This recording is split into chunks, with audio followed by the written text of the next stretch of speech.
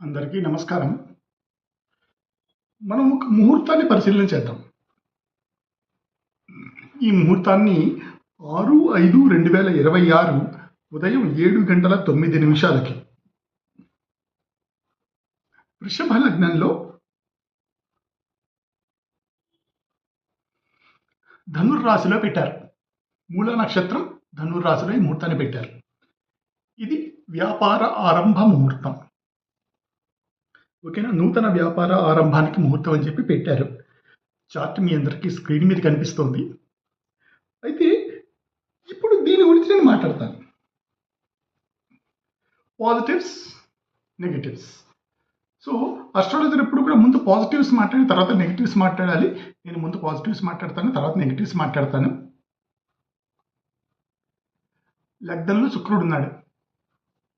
చాలా అద్భుతంగా ఉంది. లగ్నంలో శుక్రుడు ఉండాలి. వ్యాపార ముహూర్తానికి అంటే లగ్నంలో చంద్రుడు కానీ శుక్రుడు కానీ ఉన్న ముహూర్తం బ్రహ్మాండమైన ముహూర్తం అన్నమాట.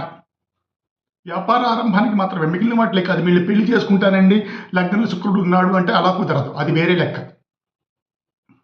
ఓకే, ఇప్పుడు పంచకం చూశాను. రోగ పంచకం వస్తుంది.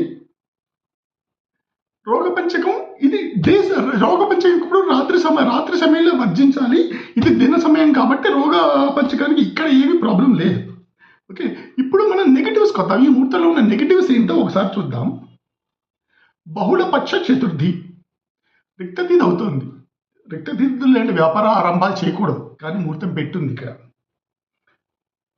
లగ్నం నుంచి ద్వాదశ స్థానంలో సూర్యుడు ఉన్నాడు. పాపగ్రహాలు లగ్నం నుంచి ద్వాదశంలో కానీ అష్టమంలో కానీ ఉండకూడదు. ఇక్కడ ఉంది. ఇదొక సమస్య ఉంది దీంతో. ఇప్పుడు నక్షత్రం చూద్దాం. మూలా నక్షత్రం దారుణ నక్షత్రం అవుతుంది. ఇలాంటి దారుణ నక్షత్రాల్లో ఇలాంటి వ్యాపార ఆరంభాలు చేయకూడదు. సో ఇక్కడ నాకు అలా లగ్నం కూడా చూశాను. లగ్నం పుష్కర వంశంలో లేదు. ఇదొక ప్రాబ్లం ఉంది ఇక్కడ. సో ఇవి నెగిటివ్స్, ఇంతకుముందు చెప్పినవి పాజిటివ్స్. ఎవరికైనా సరే నూతనంగా వ్యాపారాన్ని ఆరంభించుకోవాలి అనుకుంటే కనుక మీకు చంద్రశుద్ధి తారాశుద్ధి కనుక ఆ రోజు కనుక కుదిరితే మీరు బ్రహ్మాండంగా వ్యాపారాన్ని ప్రారంభించుకోవచ్చు. సరేనా? నేను నా ఒపీనియన్ చెప్పాను, మిగిలింది మీ ఇష్టం. నమస్కారం.